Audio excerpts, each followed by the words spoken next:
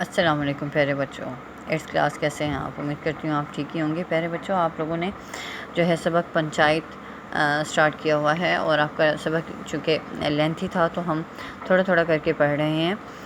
اور آپ نے اس سبق میں پڑھا تھا کہ پنچایت کہ جب کوئی فرد مسند انصاف پر بیٹھ جاتا ہے تو اس کی نظر میں سبھی برابر ہو جاتے ہیں۔ وہ ہمیشہ حق کا فیصلہ کرتا ہے، وہ دوستی کی خاطر اپنا ایمان نہیں بیچتا، اسے صرف اور صرف انصاف کی بات سوچتی ہے۔ تو یہاں پہ الگو چودھری اور جمن شیخ کا جو ہے یارانہ، اور جو ہے پیج نمبر آپ 40 پہ آئیں بیٹا۔ پیج نمبر 40 پہ آپ جب آئیں گے تو یہاں پہ دیکھیں گے کہ آپ نے جو سبق مکمل پڑھا تھا، اس مکمل چونکہ سبق بہت لینتھی تھا تو میں نے اسی سبق میں آپ کا درمیان میں ایک ٹیسٹ بھی لے لیا۔ اب جو ہے آج جو ہم نے پڑھنا ہے پیج نمبر 40 سے، اس واقعے کو کئی ماہ گزر گئے۔ اس سے پہلے جو ہم نے پڑھا تھا کہ الگو چودھری نے جب اپنا بیل سمجھو سیٹھ کو فروخت کیا تو سمجھو سیٹھ نے لالچ میں آ کر اس بیل سے بہت زیادہ کام لیا، جس کی وجہ سے وہ بیل مر گیا۔ تو اس سے آگے کے حالات کے بارے میں آج ہم پڑھیں گے۔ آئیے پڑھتے ہیں۔ اس واقعے کو کئی ماہ گزر گئے۔ الگو جب بیل کی قیمت مانگتے تو سیٹھ اور سیٹھانی دونوں جھلائے ہوئے کتوں کی طرح چڑ بیٹھتے، مطلب وہ غصہ کرتے بہت زیادہ۔ یہاں تو سارے جنم کی کمائی مٹی میں مل گئی، ساری زندگی کی جمع پونجی فقیر ہو گئے، انہیں دام کی پڑی ہے۔ یہ سے سمجھو سیٹھ اور ان کی جو ہے بیوی کہتی تھی۔ مردہ منحوس بیل دیا تھا، نحوست کا مرا ہوا، اس پر دام مانگتے ہیں۔ دام مانگنا مطلب اس کی قیمت، اب بقیہ قیمت بھی مانگ رہے ہیں۔ آنکھ میں دھول جھونکتی، مطلب ہمیں دھوکہ دیا۔ کس نے؟ الگو چودھری نے۔ مرا ہوا بیل گلے باندھ دیا، ٹھیک ہے، کہ ہمارے حوالے کر دیا۔ صبر نہ ہوتا ہو تو ہمارا بیل کھول لے جاؤ، مہینے کے بدلے 2 مہینے جوت لو، اور کیا لوگے؟ اس فیاضانہ فیصلے کے قدردان حضرات کی بھی کمی نہ تھی۔ مطلب جب انہوں نے کہا کہ ہمارا بیل بدلے میں لے جاؤ، اور ہم نے 1 ماہ تمہارا بیل جو ہے استعمال کیا، تم 2 ماہ استعمال کرنے کے بعد ہمیں واپس دے دینا، تو اس کی بھی بہت سارے لوگوں نے وہاں پہ تائید کی تھی اس فیصلے کے۔ اس طرح جھڑپ سن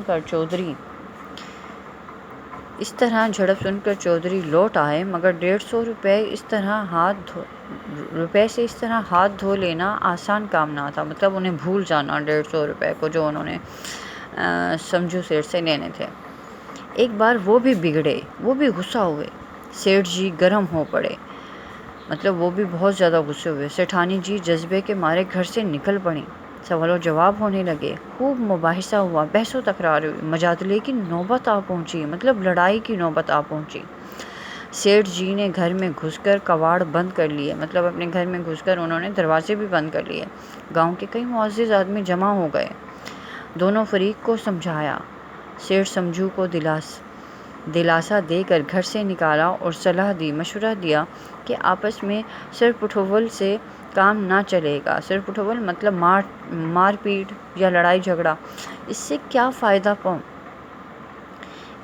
فائدہ؟ پنچایت کر لو، جو کچھ طے ہو جائے اسے مان جاؤ۔ سیٹھ جی راضی ہو گئے، الگو نے بھی ہاں میں بھر لی، وہ بھی رضامند ہو گئے۔ فیصلہ ہو گیا، پنچایت کی تیاریاں ہونے لگیں، دونوں فریق نے غول بندیاں شروع کر دیں، گروہ بندیاں، ٹولیاں بنانی شروع کر دیں۔ تیسرے دن اسی سایہ دار درخت کے نیچے پھر پنچایت بیٹھی۔ رامدھن مصر نے کہا، اب کیوں دیر کی جائے، بولو چودھری، کن کن آدمیوں کو پنچ بدتے ہو؟ مطلب کن کن آدمیوں کو پنچ بناتے ہو، اپنا منصف بناتے ہو؟ الگو نے منکسرانہ انداز میں جواب دیا، عاجزانہ انداز میں انہوں نے کہا، سمجھو سیٹھ ہی چن لیں۔ سمجھو سیٹھ کھڑے ہو گئے اور کڑک کر بولے، جھلا کر بولے، غصے سے بولے، میری طرف سے شیخ جمن کا نام رکھ لو۔ اب شیخ جمن جو ہیں الگو چودھری کے گہرے دوست رہے ہیں۔ الگو نے پہلا نام جمن کا سنا تو کلیجہ دھک سے ہو گیا، مطلب وہ ان کا دل جو ہے ایک طرح سے ڈوبنے لگا، خوفزدہ ہو گئے وہ ایک لمحے کے لیے،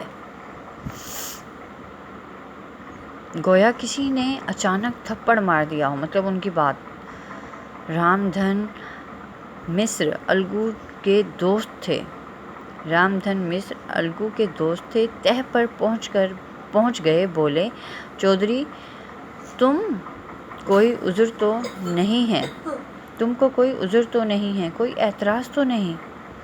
چودھری نے مایوسانہ انداز سے جواب دیا، نہیں مجھے کوئی عذر نہیں، مطلب مجھے کسی قسم کی کوئی جو ہے کہا جائے اعتراض نہیں۔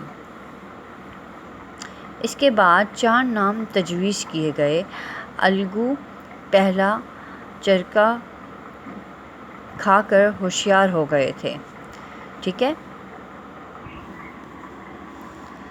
جی، چرکا کھا کر مطلب دھوکہ کھا کر ہوشیار ہو گئے تھے، خوب جانچ کر انتخاب کیا، مطلب جانچ پرکھ کر، صرف سرپنچ کا انتخاب باقی تھا، سرپنچ پنچایت کا جو سربراہ ہوتا ہے بڑا۔ الگو اس فکر میں تھے کہ اس مرحلے کو کس طرح سے طے کروں کہ یکا یک سمجھو سیٹھ کے ایک عزیز گوڈر شاہ بولے، سمجھو بھائی سرپنچ کسے بناتے ہو؟ سمجھو کھڑے ہو گئے اور اکڑ کر بولے، غرور سے بولے، غصے سے بولے، شیخ جمن کو۔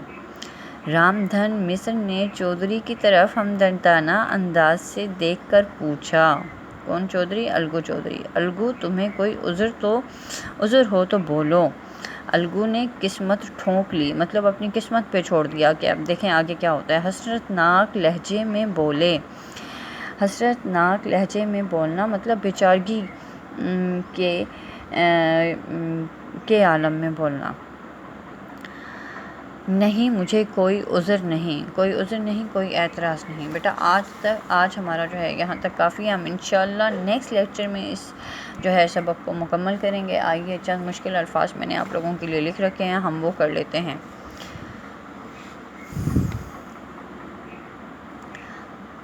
آنکھوں میں دھول جھونکنا، دھوکہ دینا، گلے باندھنا، حوالے کر دینا، فیاضانہ، سخاوت والا، سخاوت سے بھرپور، مجادلہ، لڑائی، کواڑ دروازہ، دلاسا، تسلی، سر پٹھول، مار پیٹ، حامی بھرنا، رضامند ہونا، غول بندیاں، گروہ بندیاں، منکسرانہ انداز، عاجزانہ انداز، کڑک کر بولنا، نہایت غصے سے بولنا، اکڑ کر بولنا، کلیجہ دھک سے رہ جانا، خوف سے دل ڈوبنا، عذر، اعتراض، ٹھیک ہے۔